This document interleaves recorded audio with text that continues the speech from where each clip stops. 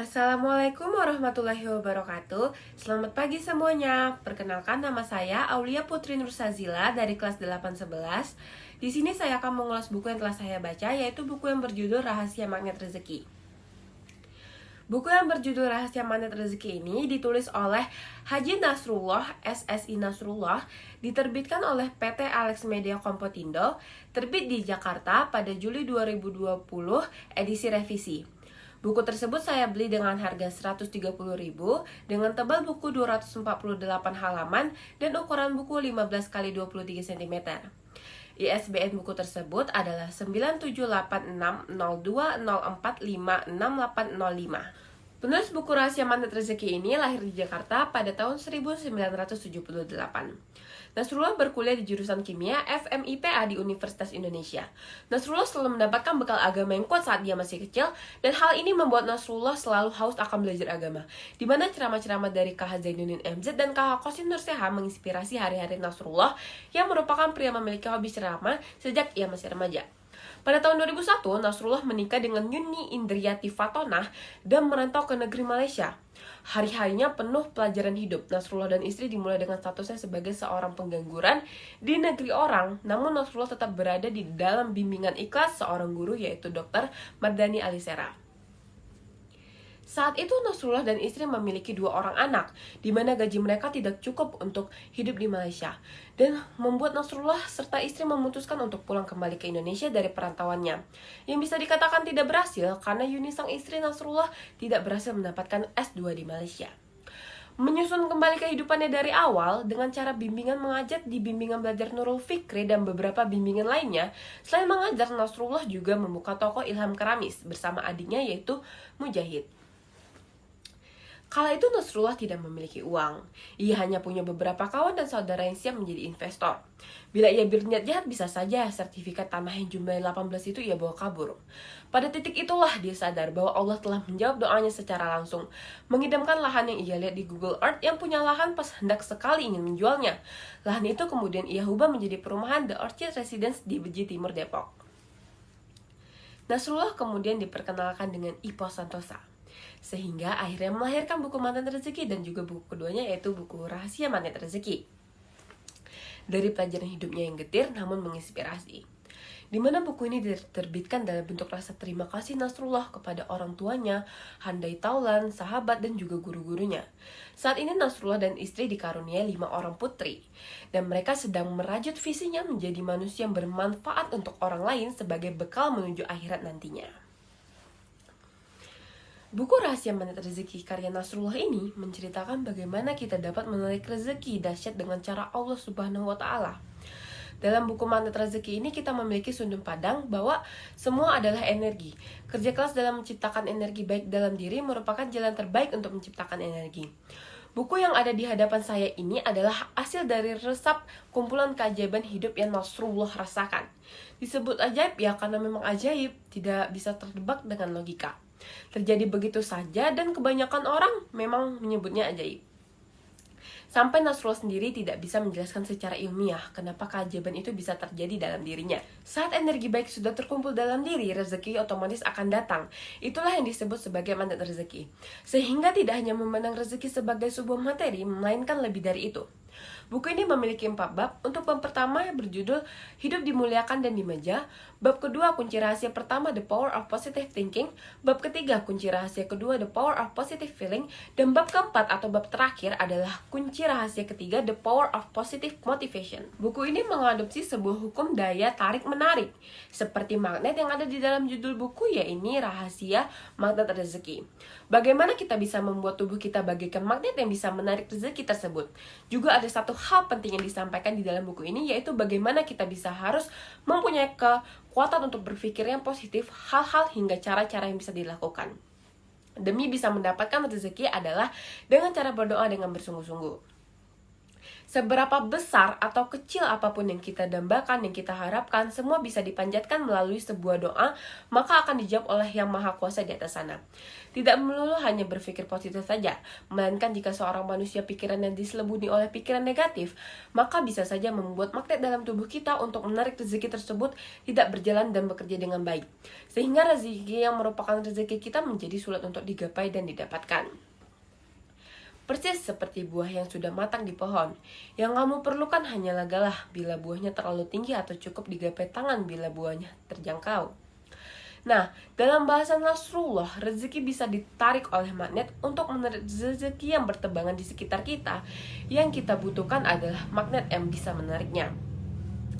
Bila kita menyimak cerita sebelumnya, rezeki datang ketika yang diinginkan muncul di benak kita. Ketika Nasrullah butuh kulkas agar ia tak perlu repot mencari sayuran tiap hari untuk sang istri, ia berdoa bersungguh-sungguh diberi kulkas. Seperti itulah keajaiban Allah sungguh memberinya kulkas. Penulis ingin memberitahu kepada kita untuk berdoa secara ikhlas dan juga tulus sehingga doanya akan didengar oleh Yang Maha Kuasa. Tentu saja Yang Maha Kuasa mendengar setiap doa yang kita panjatkan oleh umatnya.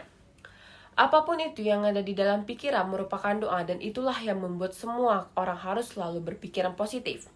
Menjauhkan prasangka buruk yang sangat tidak baik untuk diri kita dan juga menjadikan salah satu penghambat dari sumber rezeki.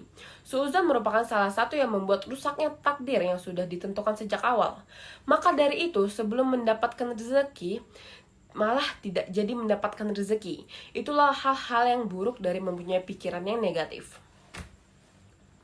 Dalam pemaparannya yang ditulis oleh Nasrullah merupakan contoh yang dialami olehnya secara nyata, di mana dalam poin ini kita akan diarahkan untuk menganalisis keajaiban-ajaiban yang terjadi dalam setiap episode seseorang.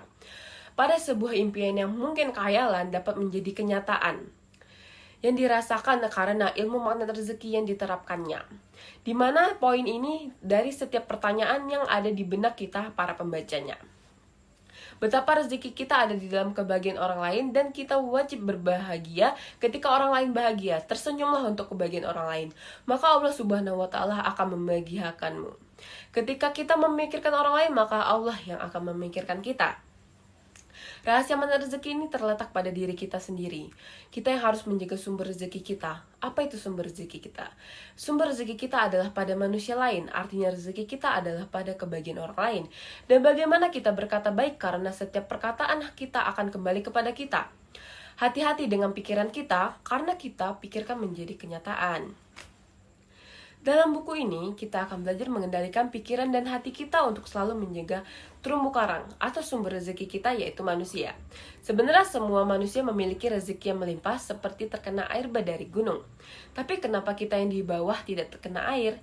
Itu karena kita menggunakan perisai, yang manusia cinta dengan perisai ini.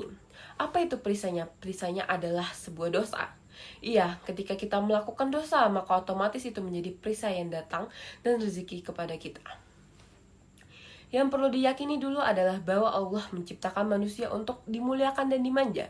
Itu sebabnya begitu diciptakan, Allah menempatkan manusia di surga. Baru ketika manusia melakukan kesalahan, manusia diturunkan ke bumi. Karena berbuat dosa, hidup manusia menjadi sulit. Maka pelajaran pertama dari mana rezeki ini adalah, kalau ingin hidup dimanja, senang dan damai, maka janganlah berbuat dosa. Jika Anda membaca buku ini dan berharap perubahan nasib signifikan, tentunya menjadi nasib yang lebih baik. Terciptanya beribu keajaiban dalam kehidupan Anda, kuncinya sederhana. Kuasai kekuatan pikiran, perasaan, spiritual ini, dan hidup kita akan berubah 180 derajat. Yang membuatnya menarik adalah karena Allah menitip rezeki di dunia melalui manusia. Maka saat kita berharap mendapatkan rezeki, ilmunya sederhana. Satukan sajalah diri kita dengan orang yang kita ingin hubungkan. Dan pada manusia manapun kita bisa menyatukannya, tidak ada batasannya. Dalam buku ini tergandung 3 kunci utama, yaitu positive thinking, positive feeling, and positive motivation. Di mana dalam kunci pertama yaitu positive thinking, Nasrullah menekankan pada pentingnya fokus dan menguasai kekuatan pikiran. Salah satunya persamaan orang kaya yang ada di dunia adalah menguasai kekuatan pikiran yang memiliki maksud sebagai pemilik dan penguasa pikiran diri kita, mampu mengarahkan pikiran ke arah yang positif, sesuai yang kita inginkan. Ingat juga, setiap pikiran adalah doa. Jika berpikir negatif, maka akan terjadi hal negatif tersebut. Nasib kita lahir dari proyeksi pikiran kita. Berprasangka buruk atau suudzon akan menghambat rezeki. Tidak hanya itu, suudzon juga merusak takdir. Kamu yang tadinya akan mendapat rezeki malah tidak akan menjadi dapat rezeki. Karena suudzon tersebutlah. Kunci kedua dalam buku ini adalah positive feelings, yang menjelaskan kekayaan sejati bukanlah melulu suatu harta dalam bentuk fisik, namun ketenangan hati kita. Hal-hal yang membentuk hati kita agar tenang memang dibutuhkan spiritual atau keimanan yang kuat agar apapun yang terjadi kita pahami bahwa hakikat permasalahan di luar diri kita itu tidaklah penting. Di mana yang terpenting adalah kita tenang dan meresponnya. Hal ini bisa kita bantu dengan membaca Al-Quran, sedekah, tahajud, dan lain-lainnya. Kunci yang ketiga yaitu the power of positive motivation, di mana motivasi dalam diri kita memang akan selalu menjadi dorongan yang kuat untuk seseorang menjadi manusia yang lebih baik daripada sebelumnya.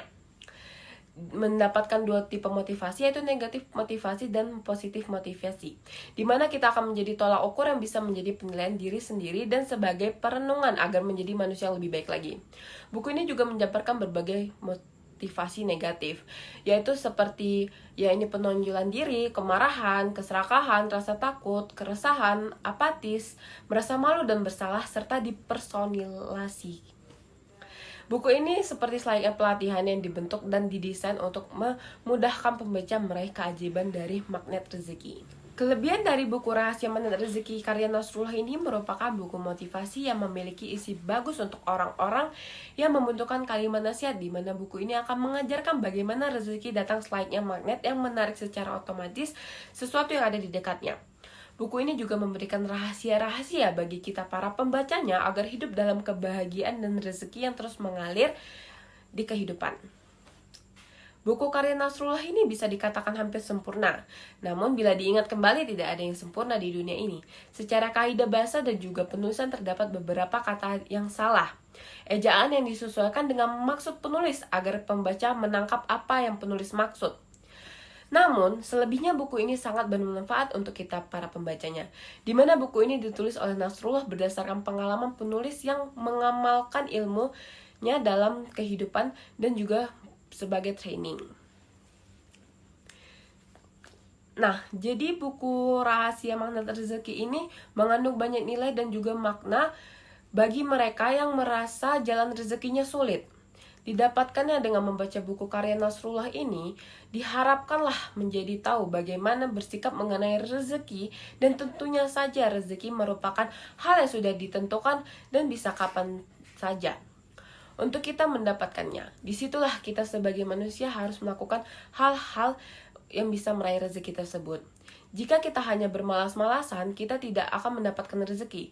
Juga dengan mendapatkan rezeki itu, diri kita harus melakukan hal sekeras mungkin untuk mencapainya. Walaupun pada dasarnya rezeki itu sudah disediakan, namun kitalah yang harus mendapatkannya, harus menjemputnya rezeki itu. Dan hal-hal dan makna yang disajikan dalam buku Rahasia Magnet Rezeki ini merupakan buku yang menarik untuk kita para pembacanya. Untuk kita membacanya juga hal-hal yang sangat bagus dalam buku ini.